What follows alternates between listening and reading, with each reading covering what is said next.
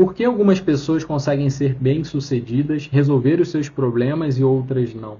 A partir dessa reflexão, eu gostaria de trazer algumas ideias para você, para te ajudar justamente a resolver e a lidar com os seus problemas e ter melhores resultados na sua vida pessoal e profissional. A ideia desse vídeo não é trazer uma perspectiva social, mas uma perspectiva mais pessoal, mais interior, mais íntima. Eu sei que alguém pode chegar aqui e dizer, cara, o problema é que a meritocracia não existe. As pessoas não partem do mesmo lugar e por isso não conseguem os mesmos resultados. Esse debate é importante, é significativo, mas não é por essa perspectiva mais social que eu quero entrar no assunto. Eu quero entrar a partir de uma perspectiva mais pessoal, que no meu ponto de vista é mais grave ainda. Por que algumas pessoas com baixa probabilidade de darem certo conseguem dar certo? Esse questionamento me trouxe algumas noções, né? Eu fui buscar na literatura da psicologia algumas respostas, né? E eu acho que essas respostas podem contribuir muito para a sua vida. Por que algumas pessoas sofrem, inclusive, danos físicos, morais, psicológicos e conseguem dar a volta por cima? Por exemplo, a Viola Davis, uma pessoa famosa e que tem, digamos, uma história de vida extremamente problemática. Por que uma mulher daquela consegue dar a volta por cima e ser bem-sucedida profissionalmente, por exemplo? Por que Viktor Frankl, mesmo depois de passar nos campos de concentração, mesmo depois de perder a sua esposa grávida e perder o seu irmão e perder os seus pais, consegue sair do campo e se tornar um dos maiores pensadores do século XX? Um dos mais renomados psiquiatras da história da humanidade. Por que isso acontece? Né? Por que algumas pessoas conseguem mesmo depois de tantos sofrimentos e outras não? Então, eu queria conversar contigo neste vídeo sobre este tema. Antes de tudo, se inscreva no canal para que essa comunidade de introvertidos cresça cada vez mais e a gente consiga ajudar cada vez mais pessoas. Ter essa resposta vai ajudar a gente a enfrentar os nossos maiores desafios, né? Entender por que algumas pessoas finalmente conseguem se libertar daquela circunstância adversa, conseguem dar a volta por cima, conseguem olhar para os seus problemas, encarar eles, resolver eles e chegar a um lugar melhor. E por que muitas outras, talvez a maior parte das pessoas, não consigam. Quando a gente está diante de uma contrariedade, quando a gente está diante de um fracasso pessoal, um desemprego, uma doença, a gente tem a nossa liberdade parcialmente cerceada. A gente pode ter, inclusive, o nosso comportamento determinado pelaquela circunstância. Mas o meu ponto de vista sobre esse assunto é o mesmo ponto de vista do Dr. Viktor Frankl, né, que escreveu esse livro aqui, que é muito famoso, né, Em Busca de Sentido, que é o seguinte: o ser humano ele não é uma coisa para ser considerada totalmente determinado. Né? O ser humano não é uma coisa para ser completamente ser entendido como algo completamente determinado. O ser humano é alguém, ou seja, ele tem sempre a liberdade e a responsabilidade sobre si mesmo.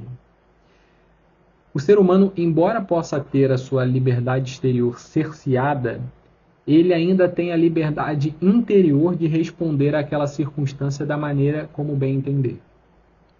De tornar-se quem quer ser apesar das suas circunstâncias. O ser humano, por exemplo, ele não é uma coisa como esta xícara. Eu posso beber um chá com ela, eu posso tacar ela na parede e quebrar ela, eu posso guardá-la no armário e nunca mais usar ela. Ou seja, ela é completamente determinada. Né? Ela não tem, digamos que, uma liberdade de fazer o que ela bem entender consigo mesma. O ser humano não é uma xícara. O ser humano é uma pessoa. Por isso que Frankl vem falar que nós, seres humanos, embora em alguns casos mais extremos tenhamos a nossa liberdade cerceada, como é o caso do campo de concentração, a gente ainda tem uma liberdade última, né, que ele chama no livro, que é uma liberdade interior de responder àquela circunstância, né, de forma com que a gente se afirme como ser humano, como pessoa. Eu não sei se você conhece a história do Frankl, né? Ele foi, digamos que, preso num campo de concentração, passou por alguns campos, não foi só um, e ali sofreu diversas questões psicológicas, físicas, etc. Nesse livro mesmo ele conta essa história, tá? E lá ele inclusive, né, teve também a sua esposa, o seu irmão, enfim, presos também, tá? E ele percebeu uma coisa lá dentro, né? Ele percebeu que, apesar das circunstâncias, ele era livre para agir com base em seus valores. Apesar dele estar preso, ter uma alimentação extremamente limitada, ter um sono péssimo, ter uma série de questões absurdas envolvendo a circunstância de vida dele ali, ele ainda assim tinha uma liberdade de responder a esta circunstância, né? E aí eu me trago para a minha vida, né? Se o Frank o conseguiu, passando por tudo que ele passou no campo, por que eu não conseguiria, né? E aqui eu não estou tentando invalidar o meu sofrimento ou o seu sofrimento ou de ninguém, né? Mas eu estou aqui para dizer que mesmo doendo, mesmo, cara, sendo muito difícil, é possível você escolher dar a volta por cima. É possível que a gente se afirme e resolva as questões que a gente tem, tá?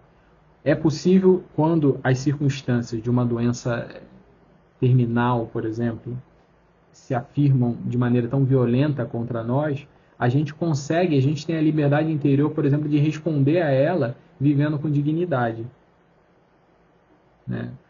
Como, por exemplo, quando eu li a primeira vez o Fédon, né, A Morte de Sócrates, eu chorava igual criança, porque eu via um cara que era gigante, uma alma assim diferenciada, magnânimo, grande, largo, inteligente, bondoso. Eu vi um cara que, olha, foi condenado à morte e que, olha, e aí, o que a gente vai fazer agora? Eu vou chorar no canto? Não. Ele começou a dar direcionamentos para os seus alunos ali na prisão, onde ele estava prestes a morrer, né, por envenenamento, que ele foi condenado e tudo mais. Ele começou, olha, fulano, vem aqui, você tem que fazer isso, isso, isso. Ciclano, vem aqui. E começou a dar direção para as pessoas. E ao mesmo tempo consolar os seus alunos, sabe? Ele sabia que ia morrer, né?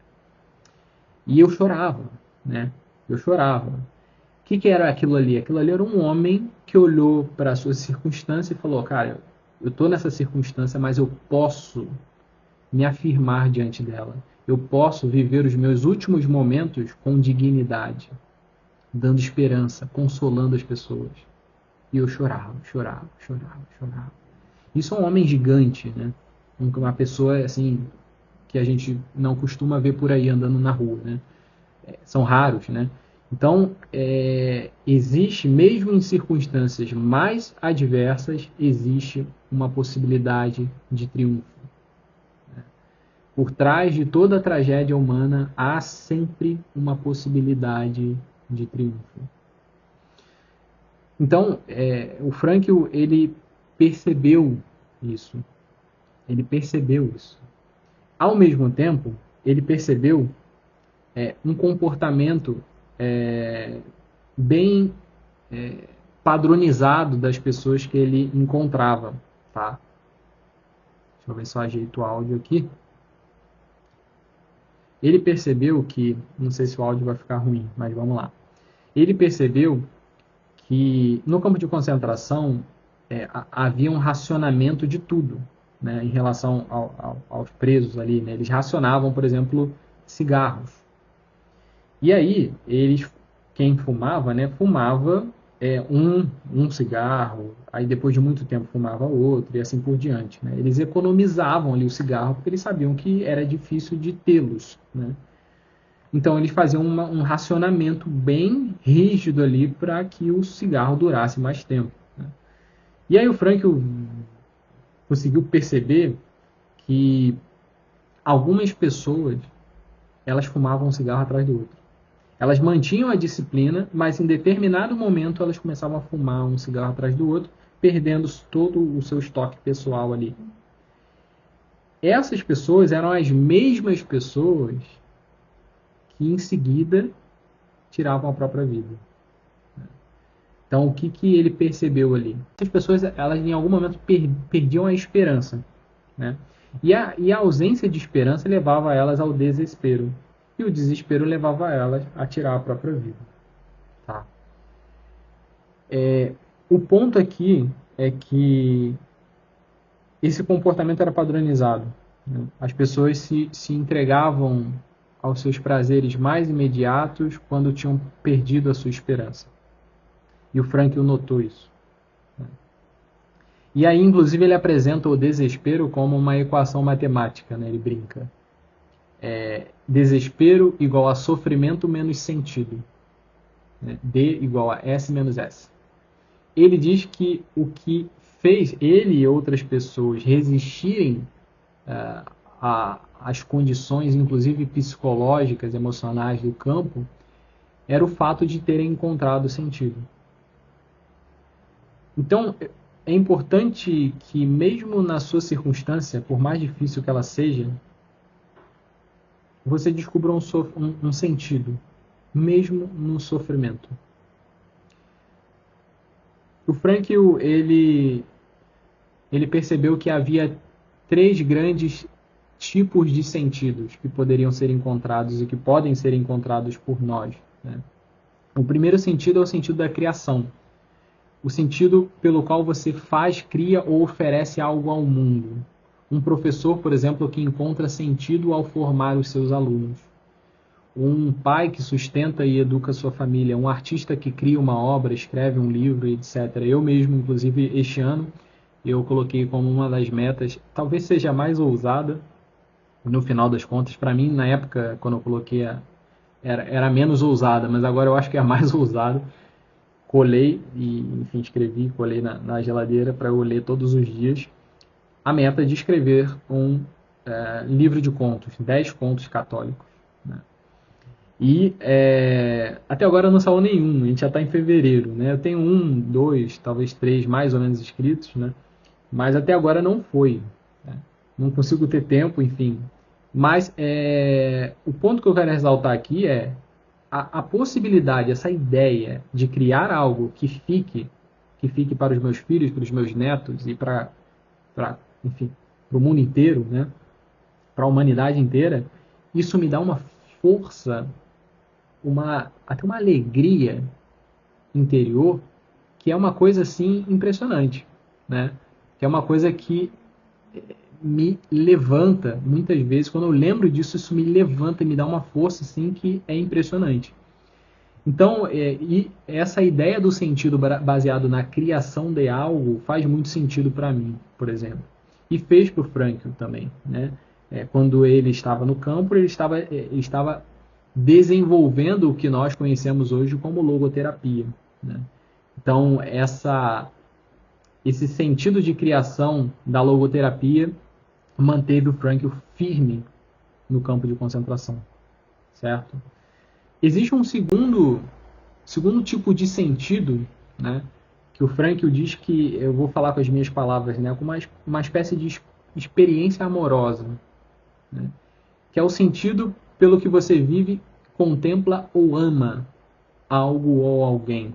Né? Por exemplo, amar alguém profundamente, como é o caso do Frankl. Né? Em muitos momentos, lá em grande sofrimento de fome, doença, cansaço, beira da morte, como foi um dia que ele esteve à beira da morte, enfim, ele lembrava da esposa dele e falava, cara, eu não posso morrer, eu tenho que voltar para minha casa porque eu amo muito a minha esposa e eu quero estar com ela. Então, esse sentido amoroso levantava ele, fortalecia ele, dava sentido à vida dele. Contemplar a beleza da natureza, ele fala do livro também, né? Ao olhar para o céu a gente via a beleza do mundo, apesar daquela circunstância feia que a gente vivia. Né? Viver um momento de conexão espiritual, estar plenamente presente com o filho, um amigo, a esposa, etc. Então essas são experiências amorosas que a gente pode abraçar e que vão levantar a nossa vida de sentido, com sentido, certo? A vida vale a pena por aquilo que experimento com as pessoas que eu amo, né? Então esse seria o segundo tipo de sentido descrito por Frankl, certo? O terceiro eu vou chamar aqui de postura ou atitude, né? Que é o sentido pela postura que você adota diante do sofrimento inevitável, né? Esse é o mais radical em Frankl, né? Quando você não pode mudar uma situação, como era o caso dele no campo, você ainda pode escolher quem você se torna diante dela, ou seja, quem você se torna diante dessa circunstância, desse sofrimento absurdo. Um doente terminal pode enfrentar a dor com dignidade, por exemplo, né? Como foi o caso de Sócrates, né, que eu disse.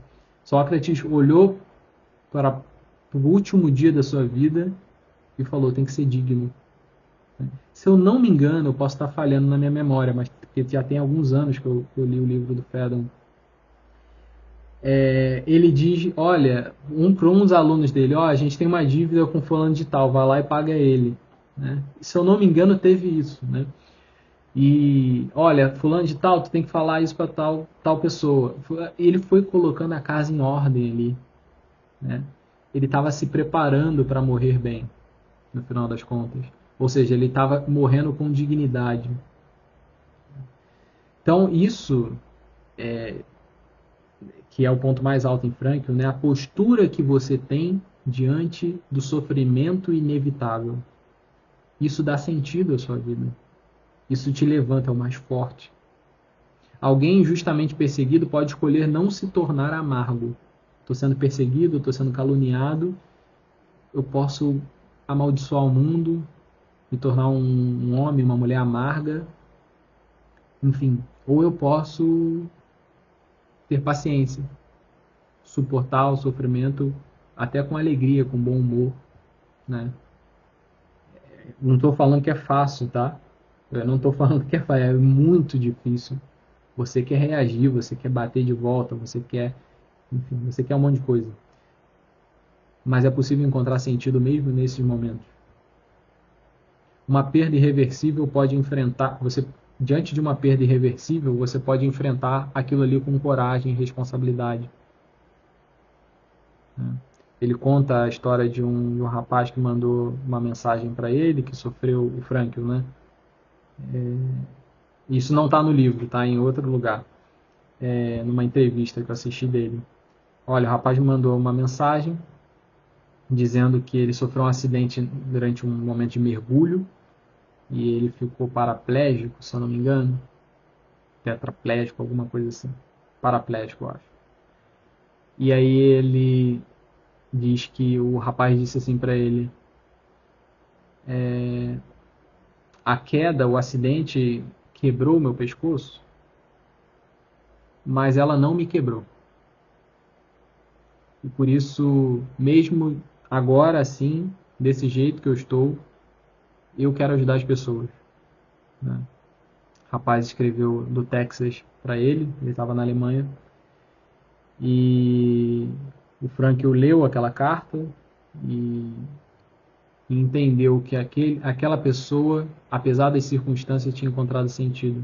3 anos depois, ele convidou o rapaz a palestrar no congresso de logoterapia na Alemanha, e o rapaz foi de Texas à Alemanha e fez uma palestra muito significativa, muito importante no evento que aconteceu na Alemanha. Enfim, e ele de fato fez o que ele falou que ia fazer, que ia ajudar as pessoas mesmo naquela circunstância, etc. e tal.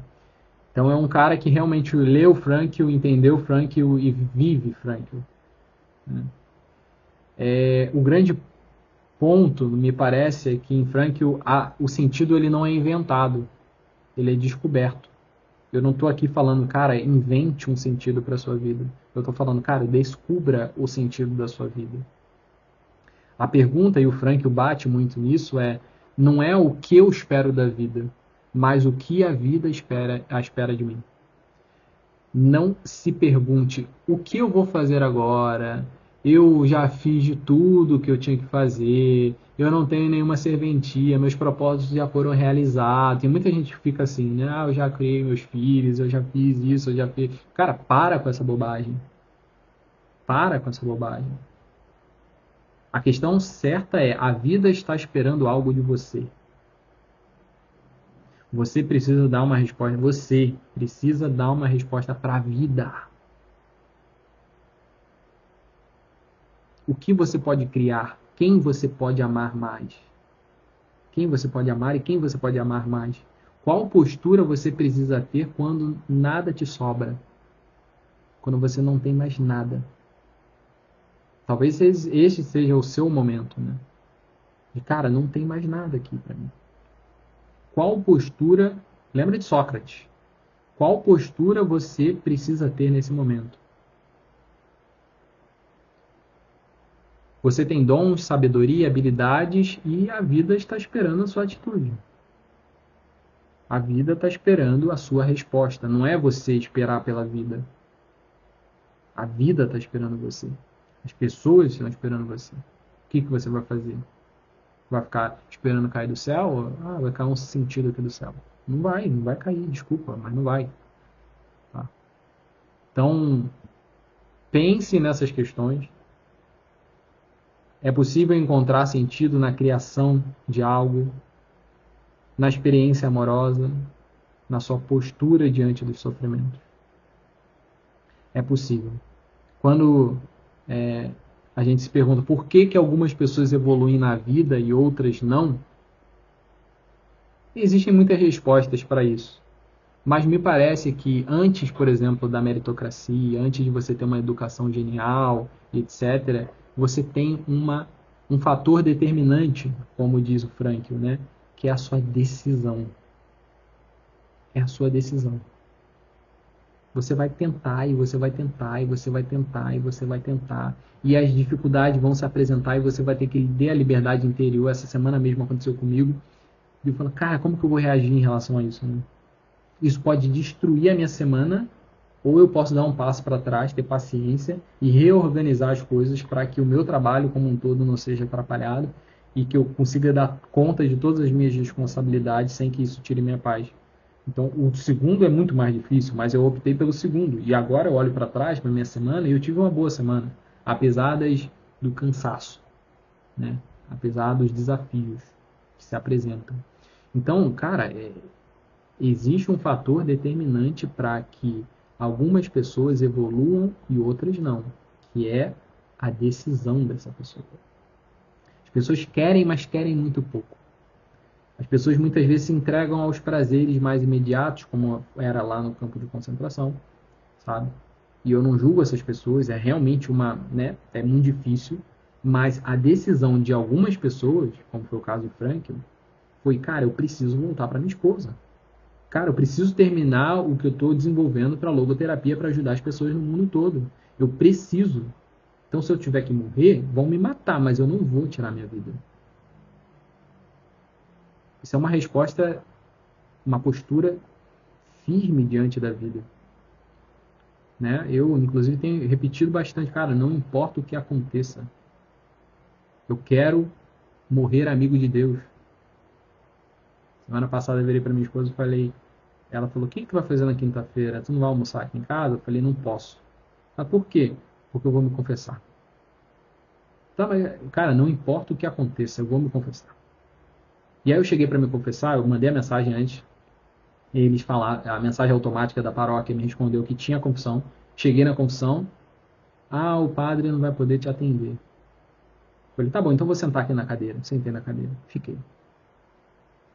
Aí a mulher voltou, tudo bem, eu preciso me confessar, né? Aí, beleza, então o padre vai te confessar. Fui lá, confessei. Né? Cara, eu tinha que fazer alguma coisa. Eu há 3 semanas tentando me confessar, eu não consigo, pô. O que está acontecendo, né? E aí, o que é isso? É a diversidade da vida, entendeu? O padre foi viajar, o outro não dava tempo, e assim por diante. Então, qual era o meu propósito inicial? É morrer amigo de Deus. Se eu morro em pecado, eu vou para o inferno. Então, meu irmão, eu vou dar um jeito de me confessar. Isso eu estou dando exemplo da confusão, mas, cara, quais são os seus valores? O que tu tá fazendo da tua vida? Tu vai desistir de primeira? Tu vai, vamos ver o que a vida vai me mostrar, me revelar, ou tu vai começar a agir e fazer alguma coisa, né? Por que algumas pessoas evoluem? Cara, algumas pessoas evoluem porque decidem aquilo ali, vão até o final e vão conseguir, cara. Não importa, eu vou tentar. Eu tenho várias coisas que eu tenho tentado já há alguns anos e eu tenho fracassado miseravelmente. E aí? O que eu faço? Eu desisto? Não, eu vou tentar aprender com os erros, com as dificuldades, com as derrotas e vou continuar tentando. De alguma forma eu vou conseguir. Eu não consegui várias coisas da minha vida ainda, outras, graças a Deus, já consegui. Mas, cara, eu não vou desistir. Eu não vou desistir. E aí tu vai virar para mim e vai falar que você tem muita coisa para fazer e não dá tempo porque é longe, eu não tenho dinheiro e que pelo amor de Deus, se eu consigo que sou desse jeito, tu também consegue. Tu também consegue. Enfim, é isso aí. Se inscreva no canal para que este vídeo chegue a mais pessoas e você faça parte dessa comunidade de introvertidos que vai crescer absurdamente cada vez mais.